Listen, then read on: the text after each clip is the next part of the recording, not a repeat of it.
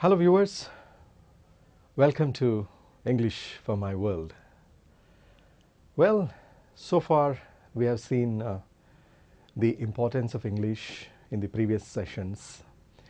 We have seen why we need language to communicate in our day-to-day life. Today we are going to talk about weather. When I say weather, I am talking about the day-to-day weather. The very first expression that I'm going to give you before I begin the program is if people want to know about weather in a particular area,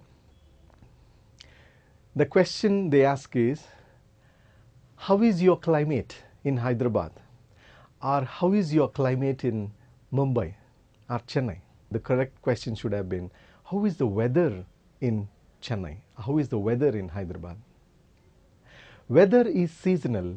Climatic conditions are complete climatic conditions in a particular place. When we talk about rainy, winter, summer, all this together, we call it as climate. When we talk about today's weather, it is weather. And we all know that on TV channels, weather forecast is done by the people who come and forecast the weather. So whether it is a lady or a man, we call him or her as weatherman. Even if it is a lady, we call her as weatherman. Do not forget. Right. So I'm going to begin with raining. The context, the situation is, two people are sitting in a bank. And the first one, imagine the names are Ramesh and Suresh. Ramesh is now saying to Suresh, what a heavy downpour we had last evening. Oh, it was heavy. Suresh says, true, and it was completely unexpected. You know, till 5 o'clock, the weather was quite bright, and all of a sudden, the black clouds darkened the sky. And before we knew, it started pouring. Yeah, it really poured yesterday. Pouring was. And the conversation goes on as, there were also thunders, and there was also lightning. There was thunderstorm. Yeah, true. Such a heavy downpour. It was a pouring day yesterday. So all these words, all these expressions, phrases, we used to talk about rain, raining. So what are the words that I've used so far in this conversation? I said it was a heavy downpour. It was a heavy downpour. And what happens when the downpour is heavy? Usually in cities there are traffic jams. Because whenever it is a downpour, there is a traffic jam. And that's the reason the vehicles will have to move at a snail's pace. What pace? A snail's pace. New phrase for all of you. Snail. What is a snail? It's a creature. And snail moves very slowly. Very slowly. Similarly, whenever there is a downpour, the traffic movement will be at a snail's pace. It will be like bumper to bumper. Very slow, very slow. All right. So, heavy downpour. Then I also said it was quite bright till 5 o'clock. It was quite bright. I mean, there were no signs, there were no signals of any sort of rain. The sky was very clear, quite bright. And all of a sudden, black clouds darkened the sky. How do you describe the way black clouds darkened the sky? So I say, black clouds. Because we know that before it rains, we have black clouds in the sky. Black clouds darkened the sky.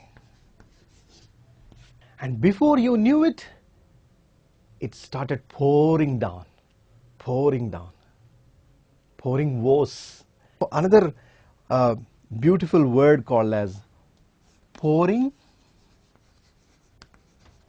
woes, W-O-E-S, woes. The meaning of woes is problems,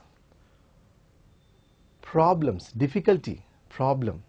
Like I said, traffic problem, you know, vehicles getting, two-wheelers and four-wheelers, there will be problems with the vehicles all of a sudden. Right. So, this is how we talk about weather with these words and phrases and expressions. Vehicles break down. What happened? Vehicles, they break down. Viewers, let me tell you, language is words. Language is not just grammar. We are always worried about grammar, grammar, grammar. Grammar is necessary, but more than that, language is words. When we started speaking mother tongue, did we learn grammar first? Did we study grammar first? When we spoke in Hindi, when we spoke in Telugu, when we spoke in Tamil, we never learnt grammar. We learnt words, we learnt sounds, we learnt expressions. Then those words and sounds we frame in the form of sentences. We construct in the form of sentences to express our views, to express our opinions, to express our ideas. Expressions need language. Isn't it? Now, how am I able to talk to you? Through language, through words, through sentences, through sounds, through diction, modulation, whatever you call. This is all the mode of my channel of communication with you is language, words, expressions. Right? Great. So, remember these words when you talk about weather, so that in your pep talks, when I say pep talk, it's a small talk. Maybe with your neighbor, with your friend, with your colleague, with your boss. Somebody, you should know what sort of words to be used to describe weather. How can I describe clouds? How can I describe the way it rains? You know, there is another beautiful word that I'm going to give you now. And that beautiful word is, I got drenched while coming back from office yesterday evening. I got drenched. What is getting drenched? D-R-E-N-C-H-E-D.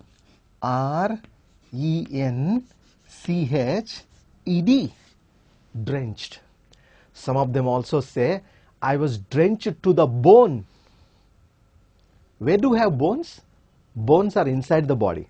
The flesh and muscle is on the bones, over the bones. So when people say I was drenched to the bone, I was completely wet. Completely wet. You know, after going home, I had my hair dryer and dried my hair. It took some time for me to dry up. So, getting drenched in the rain might lead to other problems like cough, cold, fever, whatever. That's the reason we take care of ourselves in terms of covering ourselves with maybe raincoats and rain pullovers. Right? So, remember these words, use them when you talk about weather, and go great guns. Fine. Now that we have seen several phrases and expressions about rain, let me also give you some more words on this when we talk about weather.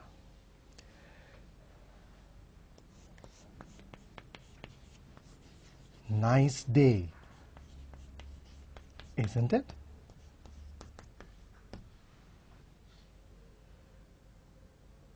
Such a nice day, isn't it? Beautiful weather. There is a chill in the air this morning. There is a chill in the air. So when you say chill, what do we mean by chill? Chilled weather, something that is cold, may not be very, but chilled or a bit cold. There is a chill in the air this morning. Nice weather, isn't it? It has been raining for days. Oh God, it has been raining for days. When the rain doesn't stop, at times it is very irritating. The constant drizzle, it doesn't stop. You feel like having some sun rays, but it doesn't stop. It has been raining for days. It is not at all stopping. Right? Okay.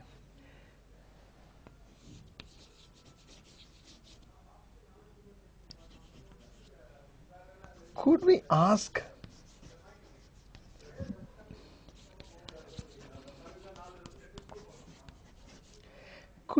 for a beautiful day than this?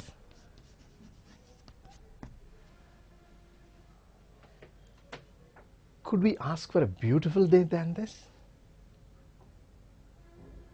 Really not. We cannot ask for a beautiful day than this. Such a beautiful day. The chill in the air, and it's all so beautiful. Okay? It's not at all very sultry. It's not humid. You know, when the weather is humid, when the weather is sultry, it will be so suffocating. It won't be very comfortable for people, especially when you go to coastal regions, coastal areas. What happens is the weather there is so humid. Imagine you have ocean there in the city, right? The weather is so humid, the sweat won't dry up. It's always very sweating and suffocating and humid. So the words that you use to describe humidity is, it is very humid. It is suffocating.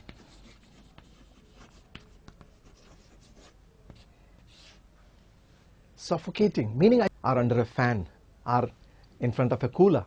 Because it's very sweating and the sweat is not drying up, so you don't feel comfortable. Then you use the words and phrases such as, it is very humid, it's very suffocating, very sultry. Right? I hope you remember all these words when you talk about weather, when you communicate with others. Remember these words, use them properly. And you see, you feel the ease in communicating. When you have words with you, you have that comfort levels in communicating. Easily, fluently, correctly, pleasantly. I've used so many adverbs. So try to use them in your day-to-day communication. Right. Okay. I have some more words for you on weather. Are you ready? Okay. I will say, the sun is trying to come out. The sun is trying to come out. It's a cloudy day and the sun is trying to come out. We can also say, it has been trying to rain the whole day. Finally, it has decided to rain. You can use the words like, the sky will clear up. Don't worry, the sky will clear up.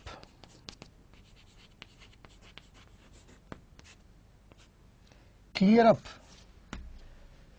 The meaning of clear up here is, as I told you in the beginning about that black clouds darkening the sky, if somebody is hesitating to go out, if somebody says, no, it is very dark, look at the clouds, black clouds have darkened the sky, now if I go out, I'll get drenched to the bone, please don't ask me to go out now.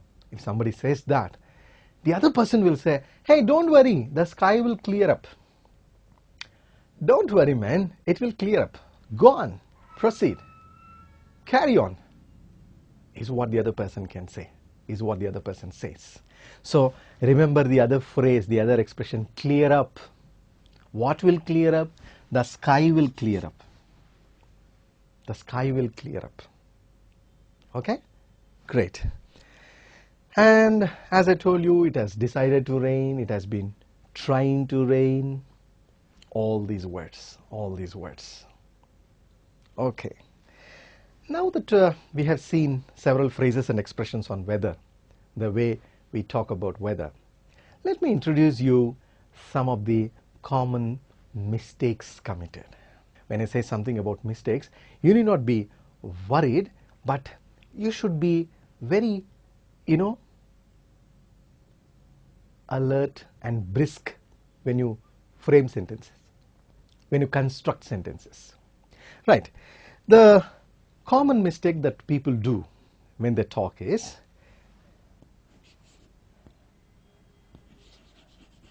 I came by walk. You see, this is a common error that is committed. Hey, Rajiv, how did you come to office? I came by walk. Well, standard grammarians, standard language do not accept the phrase by walk. Because legs are part and parcel of my body. So I don't use legs as some machinery. Like, I came by bike, I came by car, I came by scooter, I came by bus, I came by auto. All this is fine, all this is acceptable. But when I use legs, I always say, I came on foot. On foot, not by walk. You see? And this is a common mistake that people commit all the time. Be careful. Don't use the word by walk. Always use the word on foot. Right? Great. The next correct English phrase that I have for you is, people say, I cannot cope up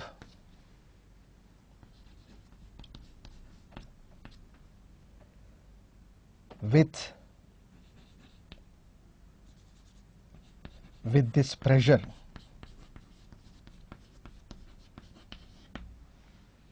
I cannot cope up with this pressure. A pressure can be anything. It can be pressure at home, pressure at office, anything. And we all know what it is, because we experience that every day in our day-to-day life. Always remember, the meaning of cope is to manage.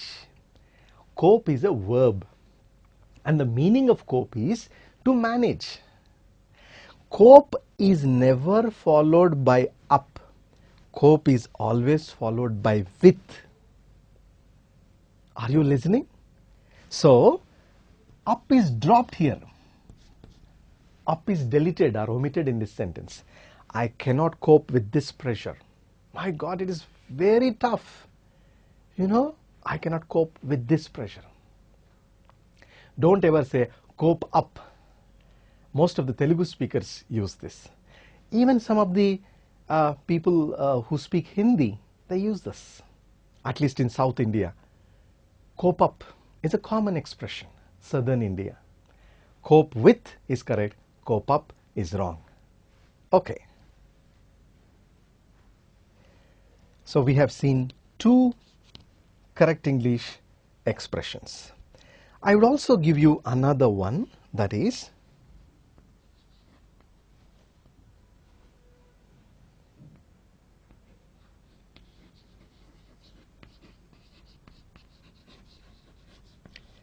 congratulate on.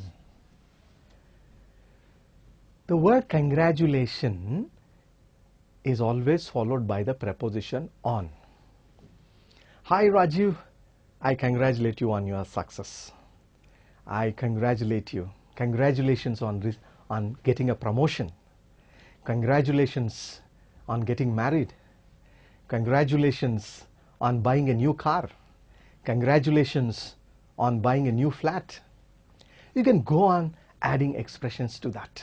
When you congratulate somebody, you are wishing them. You are greeting them. You are appreciating them. You are complimenting them.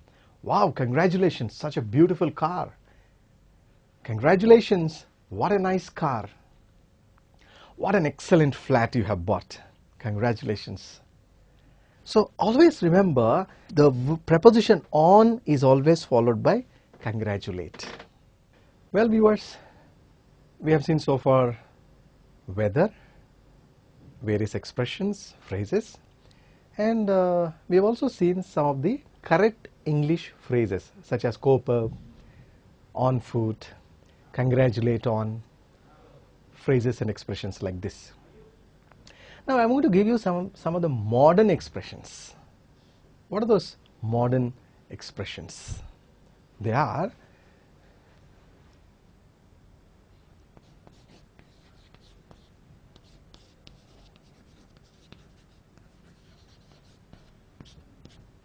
nap and power nap. You might have heard about these expressions, perhaps. Nap is a very short sleep that you take maybe during afternoons. It is not very long, maybe for 10 minutes, 5 minutes, depending on your leisure time that you have, so that you can relax for some time, because you are so tired and exhausted in the forenoon, in the morning. So after lunch, maybe you will take a nap. So we say, hey, why don't you take a nap? You look so dull, so exhausted, so tired. Go take a nap. You can say this. So when you tell someone to take a nap, you are suggesting them to take a short sleep, to go for a short sleep, brief sleep. If you say power nap, it can be even 1 hour. Well, I had a power nap in the afternoon, power nap. Because I was very tired in the morning. Last night I could not sleep well, so I took a power nap. I slept at 2 o'clock and I woke up at 3 o'clock. Power nap. Now I am ready. I am back to work with recharged energy. What energy? Recharged energy. Recharged energy. My energy levels are recharged because I took a nap, because I took a power nap. Right? Okay. When you get exhausted, you have to take rest. The other word that I want to introduce is hop on. H-O-P, hop on. Your friend, all of a sudden you bumped into your friend waiting on the road for a ride, for a lift. You know, when we ask for a ride, we say this, isn't it? On the road, when we don't have any travel facility. So, likewise, two friends met unexpectedly. You can say, I bumped into my friend while I was going home. So, bumping into somebody, bumped into.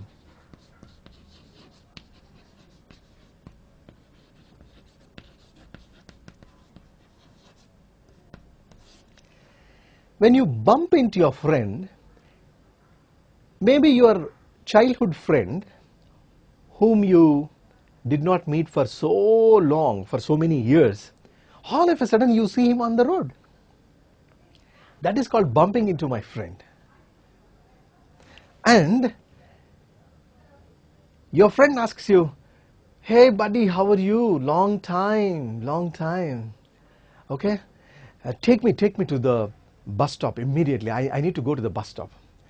Then your friend says, hop on, because he's on a bike. He will say, hop on, buddy. Hop on, friend. Hop on, Paul. Hop on, chum. So Paul, buddy. Buddy is a very, very usual word, and also a very modern expression nowadays that people are using. Chum, Paul, buddy. These are all American expressions which we have adapted. for this modern life and modern style of communication. So we have seen nap and power nap. We have also seen hop on. We have seen the word bumping into my friend, meaning meeting somebody unexpectedly. It was completely an unexpected meet, you know. We did not meet for a long time. And when I saw that fellow on the road waiting for a ride or requesting for a ride, I was taken aback. I was surprised, taken aback. Maybe you can also take this word as a new expression for today's talk, for today's session. So when somebody is taken aback, I was taken aback. I was surprised. I was in for a surprise to see my old times friend, and then I told him, hey buddy, hop on. Okay? Right. So I think I have given you so many words today, beginning with the weather description, common corrections or correct usage in sentences, and then modern expressions like nap and power nap and other things. I think I want to sum up whatever I said so far, because it's not the quantity that matters, it's the quality that matters, isn't it? So how best have you enjoyed? How best have you learned today's session? How best do you remember the new words and phrases, new expressions that we have learned today? Don't forget to talk about weather when you go to your boss or when you chat with your colleague, an informal talk, pep talk. Don't forget the words like dark clouds, black clouds darkening the sky. Don't forget the words such as, it was a heavy downpour. I was drenched, man. I was drenched to the bone. Okay. And then never use the word by walk. It's always on foot. And never ever say the words such as, I cannot cope up. You always cope with, you don't cope up. Right? And do not forget to take naps in between. When you are tired and when you are exhausted, take some nap. Go for a power nap to get recharged and revived, to come back with greater energy levels. And do not forget to give a ride to your friend by saying, buddy, hop on. So viewers, thank you very much for watching. I hope the session has been useful and meaningful to all of you. Thank you.